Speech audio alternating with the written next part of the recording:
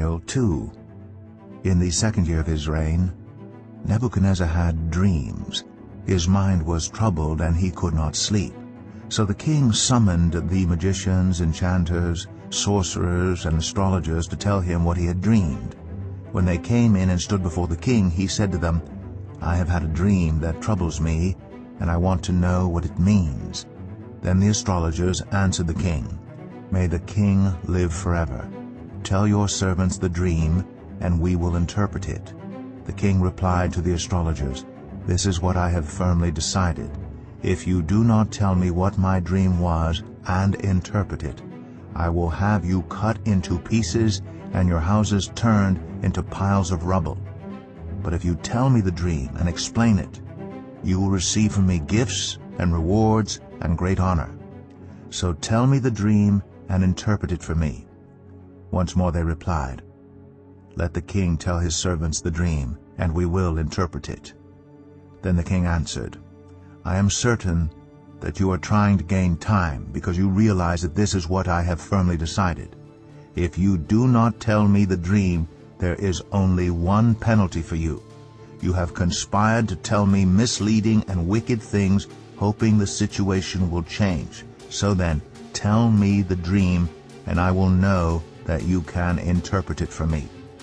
The astrologers answered the king, "There's no one on earth who can do what the king asks. No king, however great and mighty, has ever asked such a thing of any magician or enchanter or astrologer. What the king asks is too difficult. No one can reveal it to the king except the gods, and they do not live among humans." This made the king so angry and furious that he ordered the execution of all the wise men of Babylon. So the decree was issued to put the wise men to death, and men were sent to look for Daniel and his friends to put them to death. When Arioch, the commander of the king's guard, had gone out to put to death the wise men of Babylon, Daniel spoke to him with wisdom and tact. He asked the king's officer, "Why did the king issue such a harsh decree?" Arioch then explained the matter to Daniel. At this, Daniel went in to the king and asked for time, so that he might interpret the dream for him. Then Daniel returned to his house and explained the matter to his friends Hananiah, Mishael, and Azariah. He urged them to plead for mercy from the God of heaven concerning this mystery, so that he and his friends might not be executed with the rest of the wise men of Babylon. During the night the mystery was revealed to Daniel in a vision. Then Daniel praised the God of heaven and said, "Praise be to the name of God forever and ever. Wisdom and power are his. He changes times and seasons. He deposes kings and raises up others. He gives wisdom to the wise and knowledge to the discerning. He reveals deep and hidden things. He knows what lies in darkness, and light dwells with him. I thank and praise you, God of my ancestors. You have given me wisdom and power.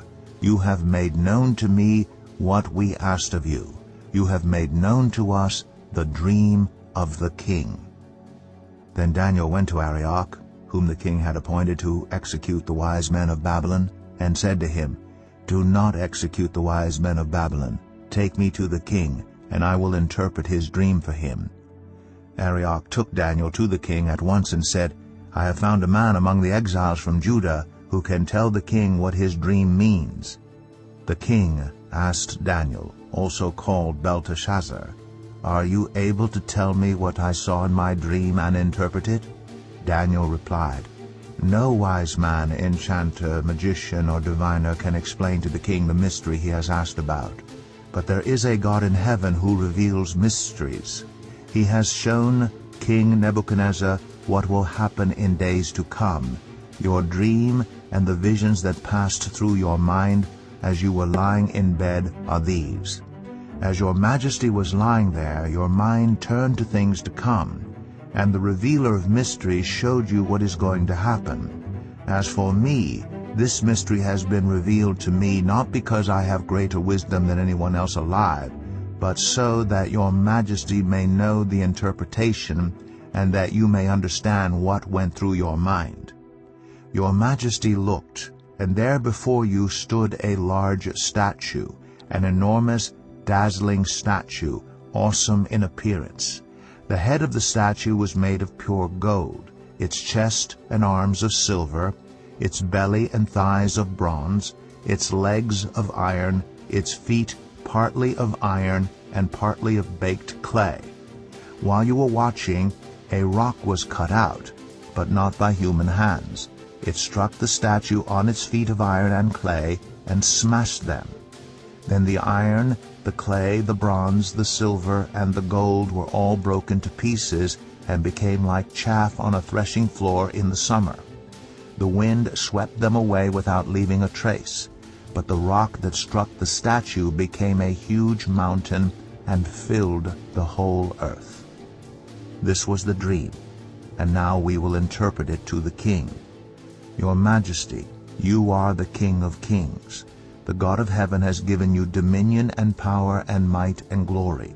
In your hands he has placed all mankind, and the beasts of the field and the birds in the sky. Wherever they live, he has made you ruler over them all. You are that head of gold. After you another kingdom will arise, inferior to yours. Next a third kingdom, one of bronze, will rule over the whole earth. Finally there will be a fourth kingdom, strong as iron. For iron breaks and smashes everything, and as iron breaks things to pieces, so it will crush and break all the others. Just as you saw that the feet and toes were partly of baked clay and partly of iron, so this will be a divided kingdom, yet it will have some of the strength of iron in it, even as you saw iron mixed with clay. As the toes were partly iron and partly clay, so this kingdom will be partly strong and partly brittle. And just as you saw the iron mixed with baked clay, so the people will be a mixture and will not remain united, any more than iron mixes with clay. In the time of those kings, the God of heaven will set up a kingdom that will never be destroyed, nor will it be left to another people. It will crush all those kingdoms and bring them to an end, but it will itself endure forever.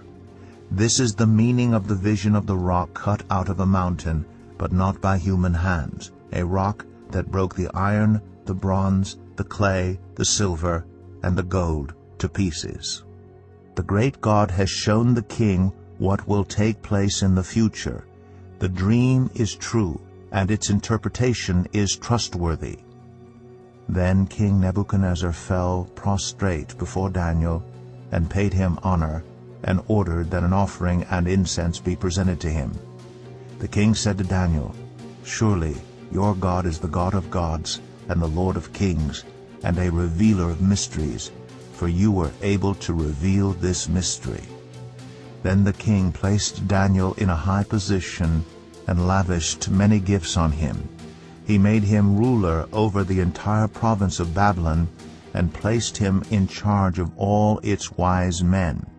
Moreover, at Daniel's request, the king appointed Shadrach, Meshach, and Abednego administrators over the province of Babylon, while Daniel himself remained at the royal court.